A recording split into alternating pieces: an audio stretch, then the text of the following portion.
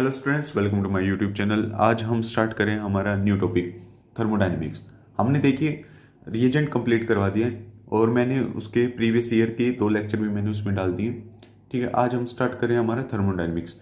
हम आज जो थर्मोडायनेमिक्स का बेसिक है वो आज हम यहाँ पे स्टार्ट करेंगे। देखिए, जो थर्मोडायनेमिक्स है उसमें हमें बहुत से ऐसी वर्ड सुनने को मिलेंगे जैसे system, surrounding, boundaries,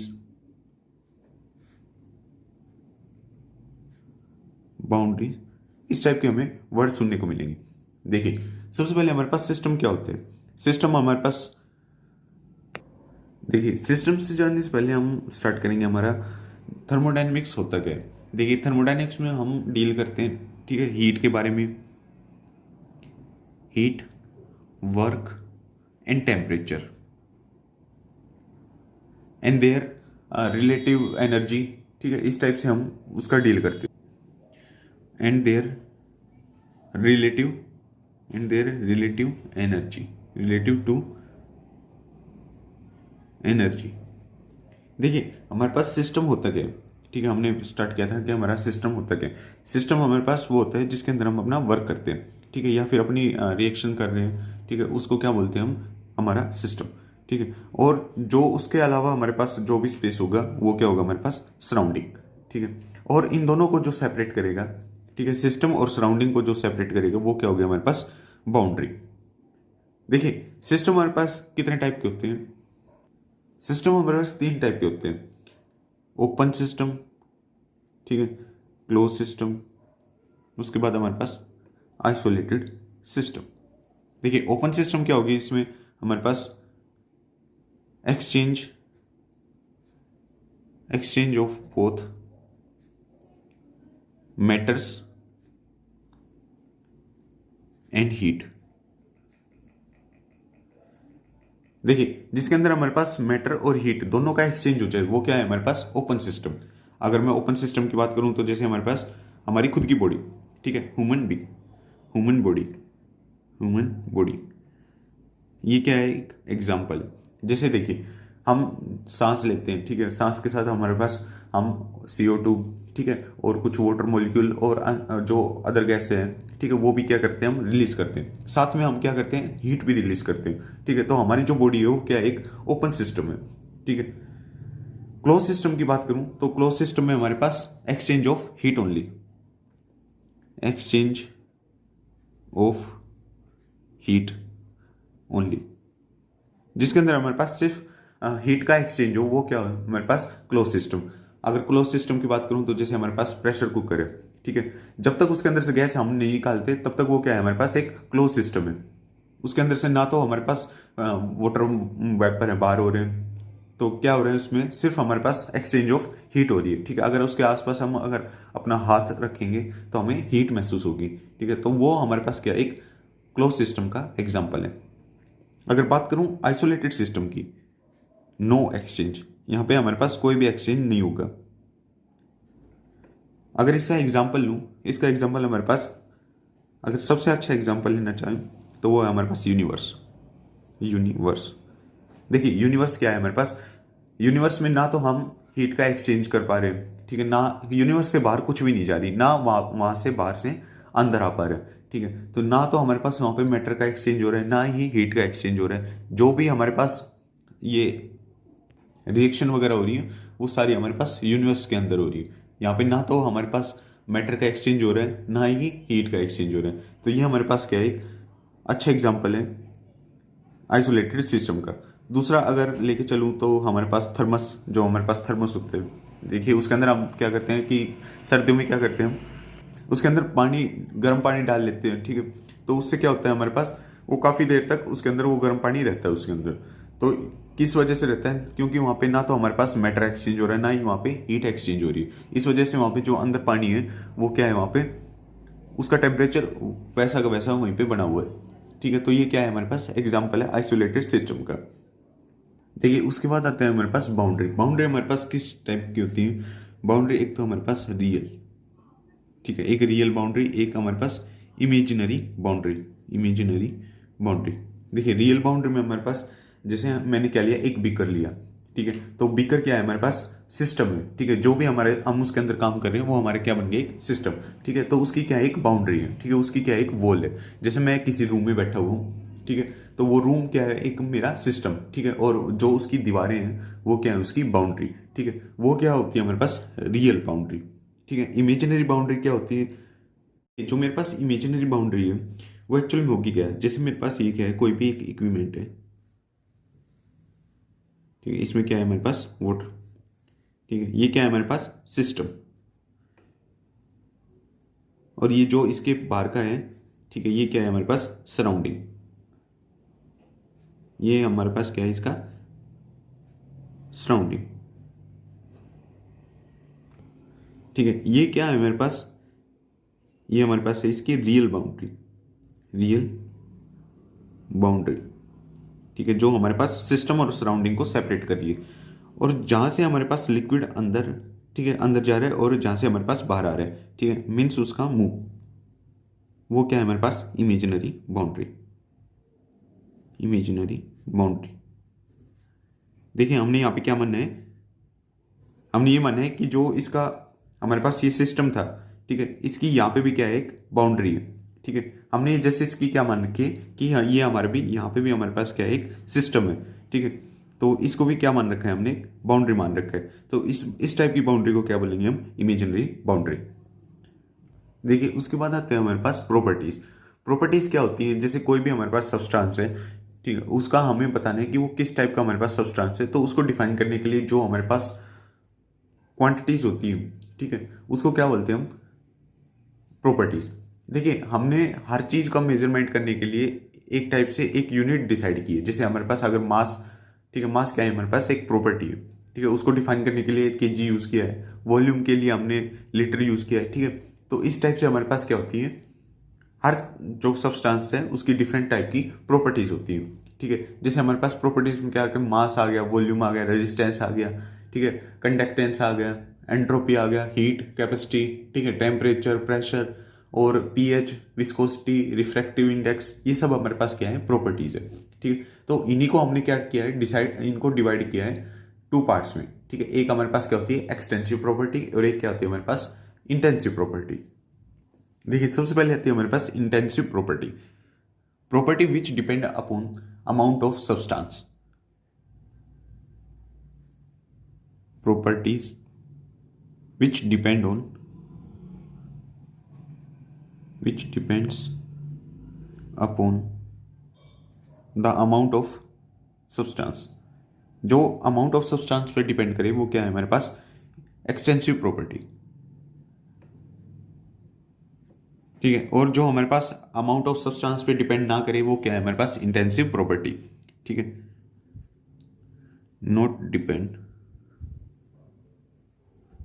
upon the amount of substance, amount of substance. देखिए इसमें हमारे पास इंटेंसिव प्रॉपर्टी में कौन कौन से आते हैं, हमारे पास मास आ गया, ठीक है, वॉल्यूम, ये सब क्या है हमारे पास, जो अमाउंट ऑफ सब्सटेंस पे डिपेंड करती है, ठीक है, resistance, resistance, conductance, conductance, entropy, heat capacity, heat capacity, ये सब क्या है हमारे पास, एक्सटेंसिव प्रॉपर्टी, ठीक है, जैसे अगर मैं मास है, ठीक है, किसी के अगर अमाउंट ऐड करता जाऊं तो उसका मास भी क्या हो जाएगा, इंक्रीज होता जाएगा, ठीक है, ऐसे ही हमारे पास वॉल्यूम है, ठीक है, ये क्या है हमारे पास, एक्सटेंसिव प्रॉपर्टी के एग्जांपल। इंटेंसिव में हमारे पास कौन कौन से आते हैं, अगर मैं इंटेंसिव की बात करूं तो सबसे पहले हमारे पास है टेम्परेचर,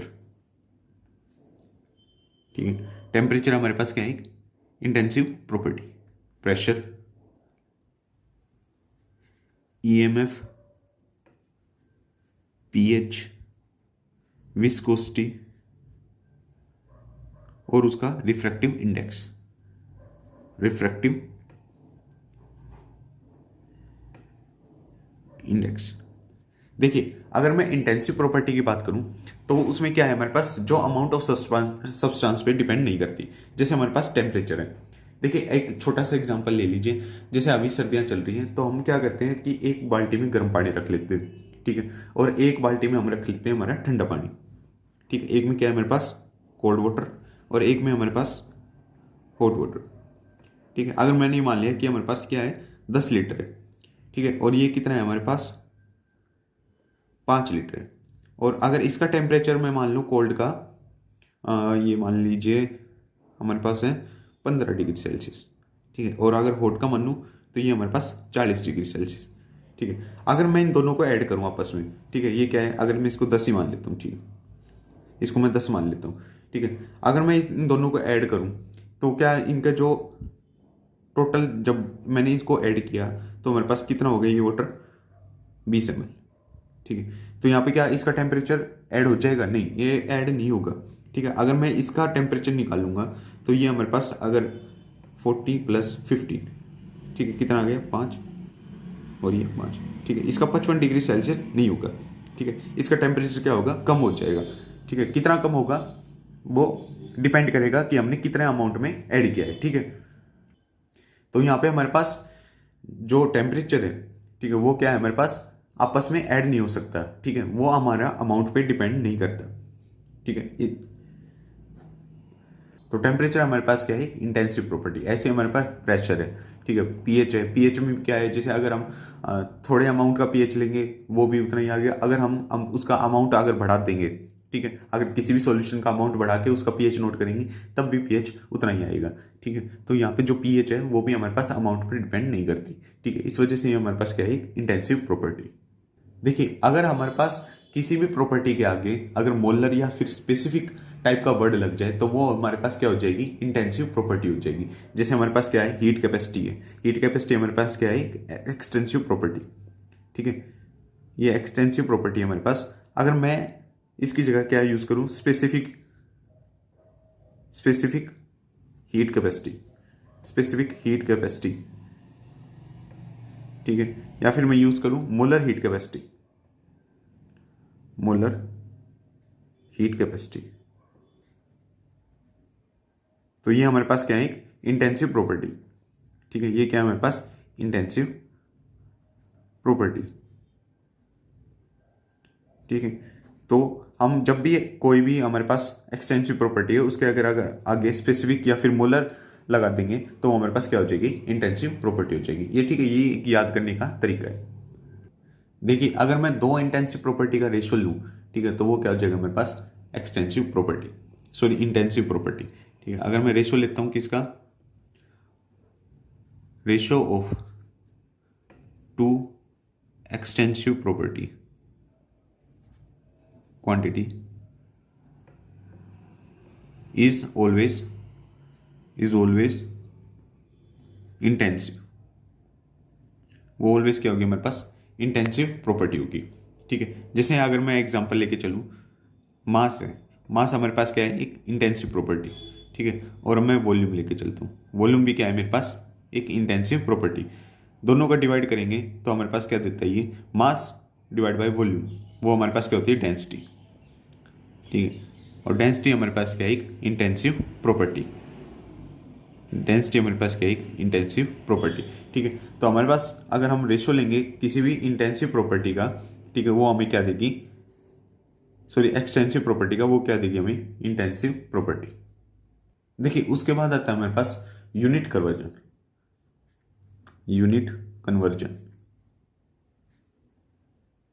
देखिए थर्मोडायनेमिक्स में सबसे जो इंपॉर्टेंट पार्ट है वो क्या है हमारे पास यूनिट कन्वर्जन, ठीक है। अगर हम कोई भी हमारे पास क्वेश्चन दिया हुआ है और अगर हमने उसकी यूनिट सही से नहीं लिखी तो हमारे पास वो पूरा क्वेश्चन क्या हो जाएगा वहाँ पे गलत हो जाएगा, चाहे आपकी नॉलेज कितनी भी अच्छी हो, ठीक है। तो आपको जो यूनिट कन्वर्जन है वो आपको अच्छे से आना चाहिए ताकि आप क्वेश्चन में मिस्टेक ना कर पाए, ठीक है। तो सबसे पहले अगर बात करें तो पहले हम लेते हैं वॉल्यूम का, ठीक है, वॉल्यूम।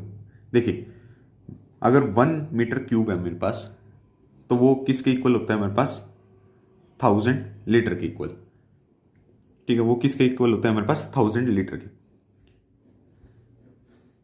देखिए मेरे पास 1 मीटर किसके इक्वल होता है हमारे पास 100 सेंटीमीटर के। अगर मैं 100 सेंटीमीटर यहाँ पे पुट करूँ तो ये मेरे पास कितना हो जाएगा 10⁶ centimetre cube is equal to 1000 litre. और यहां से क्या आ गया, 10⁻³ centimetre cube is equal to 1 litre. 1 litre हमारे पास कितना होता है, 10⁻³ सेंटीमीटर क्यूब। ठीक है, अब देखिए हमारे पास क्या होता है, जो 1 मीटर है वो कितने इक्वल होता है, 10 डेसीमीटर के इक्वल होते हैं। ठीक है, 10 डेसीमीटर के इक्वल। अगर मैं यहाँ पे पुट करूँ तो ये क्या हो जाएगा मेरे पास, 10⁻³ डेसीमीटर क्यूब। ठीक है, अगर मैं इसको इसमें पुट करता हूँ, ठीक है, ये क्या है मेरे पास, इक्वेशन 1। ठीक है, अगर मैं इक्वेशन 1 में पुट करता हूँ तो ये क्या हो जाएगी, 10⁻³ decimetre cube is equal to 1000 litre. ठीक है, यहाँ से ये कैंसिल हो गया, कितना आ गया मेरे पास, 1 decimetre cube is equal to 1 litre. 1 decimetre cube is equal to 1 litre. ठीक है, अगर 1 लीटर की बात करें, अगर सेंटीमीटर क्यूब में है, ठीक है, तो वो किसके इक्वल होती है, 10⁻³ सेंटीमीटर क्यूब के। अगर डेसीमीटर की बात करें तो 1 लीटर किसके इक्वल होता है, 1 डेसीमीटर क्यूब के इक्वल। ठीक है, ये चीज़ आपको याद रखनी है, इम्पोर्टेंट। और ये भी क्या है मेरे पास, इम्पोर्टेंट। ठीक है, ये चीज़ें आपको याद रखनी है। देखिए अगर मैं इसकी बात करूं तो 1 लीटर किसके इक्वल होता है मेरे पास, 1000 ml के इक्वल। ठीक है, 1000 मिलीलीटर के इक्वल। अगर मैं यहाँ पे पुट करूं तो 10⁻³ centimetre cube is equal to 1000 millilitre. यहाँ से ये कैंसिल हो गया, तो 1 centimetre cube is equal to 1 ml। 1 centimetre cube is equal to 1 ml।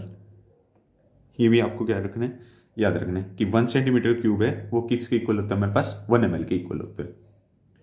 देखिए उसके बाद आता है मेरे पास सेकंड, प्रेशर।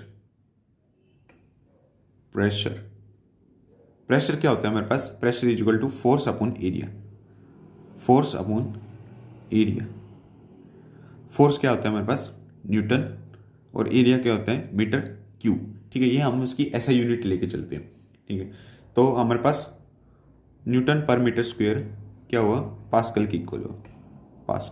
पास्कल क्या है हमारे पास, ऐसा यूनिट ऑफ प्रेशर। ठीक है, पास्कल क्या है हमारे पास, ऐसा यूनिट ऑफ प्रेशर। अब देखिए हम प्रेशर को एटीएम में भी पढ़ते हैं, ठीक है, और मीटर क्यूब एचजी में भी पढ़ते हैं, सॉरी एमएमएचजी में पढ़ते हैं। ठीक है, और टॉर्क में भी पढ़ते हैं, बार में भी पढ़ते हैं। ठीक है, तो इन सबको हम कन्वर्ट कैसे करें, तो सबसे पहले हमारे पास 1 एटीएम है।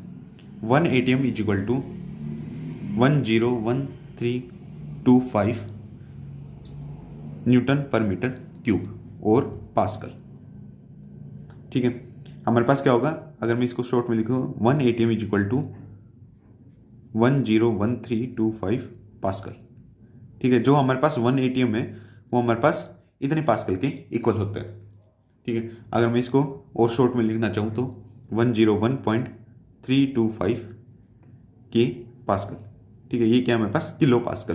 ठीक है, किलो मतलब 10⁻³ मैं इसको और शॉर्ट में लिखना चाहूँ तो वो क्या हो सकता है, 1.01325 इंटू 10⁻5 पास्कल। ठीक है, देखिए जो हमारे पास 10⁻5 पास्कल है वो किसके बराबर होता है हमारे पास, 1 बार के। तो मैं कह सकता हूँ 1 एटीएम इज इक्वल टू 1.01325 बार। ठीक है, ये हमारे पास क्या आ गया, बार में। 1 एटीएम को क्या लिख सकता हूँ, 1.1325 बार, इस टाइप से। देखिए एटीएम को मैं क्या लिख सकता हूँ, एटीएम हमारे पास और किसके इक्वल होते हैं, 760 एचजी की इक्वल। ठीक है, और 760 टोर की। ये भी आपको क्या रखना है, याद रखना है। देखिए जो थर्ड पे आता है मेरे पास वो क्या है, मेरे पास एनर्जी। थर्ड पे जो आता है वो हमारे पास क्या है, एनर्जी। देखिए हमारे पास होता है आर। आर क्या है मेरे पास, universal gas constant. Gas constant ये किसको डिफाइन करता है हमारे पास, एनर्जी को डिफाइन करता है। ठीक है, इसकी वैल्यू किसके इक्वल होती है, 8.314 जूल पर मोल पर केल्विन। ठीक है, अगर मैं इसको कैलोरी में करूं तो 2 कैलोरी पर मोल पर केल्विन। ठीक है, अगर मैं इसको लीटर एटीएम में करूं तो 0.0821 लीटर एटीएम पर मोल पर केल्विन। ठीक है, अगर मैं इसको बार में करूं तो वो हमारे पास किसके इक्वल होता है 0.08314 लीटर बार पर मोल पर केल्विन। ठीक है, आप इसको शॉर्ट में कैसे याद रख सकते हैं, R इज इक्वल टू, ठीक है, इन सबको क्या करते हैं यहाँ से हटा लीजिए। ठीक है, 8.314 joule is equal to 2 calorie is equal to 0.0821 litre atm is equal to 0.08314 litre bar. ठीक है, ये आप इससे क्या रख सकते हो, इसको याद रख सकते हो। देखिए आपको ये 3 तो याद रखने हैं। ठीक है, 8.314 2 कैलोरी और 0.0821 लीटर एटीएम। ठीक है, ये आपको याद रखने हैं।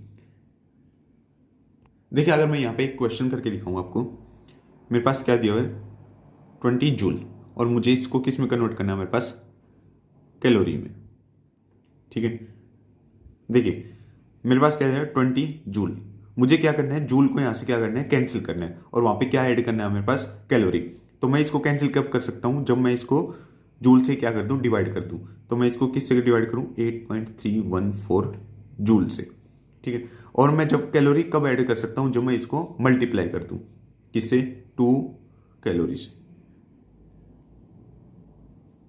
देखिए अगर आप यहाँ पे चाहो तो पूरी वैल्यू यहाँ पे लिख सकते हो आर की पर मोल पर केल्विन। देखिए यहाँ पे क्या हो जाएगा कैंसिल, इस वजह से मैंने यहाँ पे सिर्फ जूल कैलोरी लीटर एटीएम और लीटर बार यहाँ पे लिखा हुआ था। ठीक है, यहाँ से क्या हो गया कैंसिल, बचा क्या मेरे पास जूल से जूल कैंसिल। ठीक है, और ये क्या आ गया मेरे पास ये 40 हो गया और ये नीचे क्या है 8.314 कैलोरी। ठीक है, ये क्या हमारे पास आंसर आ गया, इसको डिवाइड करके जो भी हमारा आंसर आएगा वो क्या होगा हमारा फाइनल आंसर। ठीक है, तो आप इसको ऐसे इसको कन्वर्ट कर सकते हो कि जब भी हमारे पास कोई जैसे जूल दिया हुआ है और उसको कैलोरी में कन्वर्ट करना है, ठीक है, तो जूल से हम क्या करेंगे डिवाइड करेंगे ताकि ये जूल आपस में कैंसिल हो जाए और मल्टीप्लाई किससे करेंगे कैलोरी से। ठीक है, ताकि यहाँ पे हमारे पास कैलोरी यहाँ पे आ जाए। तो ये था हमारे पास बेसिक। ठीक है, मैंने आज यहाँ पे करवाया आपको सिस्टम के बारे में, ठीक है, सराउंडिंग के बारे में, बाउंड्रीज के बारे में और यूनिट कन्वर्जन, ये सब मैंने आज इसमें बेसिक में करवाया। होप आपको वीडियो समझ में आई होगी। प्लीज़ समझ में आई है तो अपने दोस्तों के साथ लाइक एंड शेयर जरूर कीजिएगा और ज़्यादा से ज़्यादा इसको शेयर कीजिएगा अपने दोस्तों के साथ, और मैं ऐसी अच्छी वीडियो आपके लिए लेके आता रहूँगा। Thank you.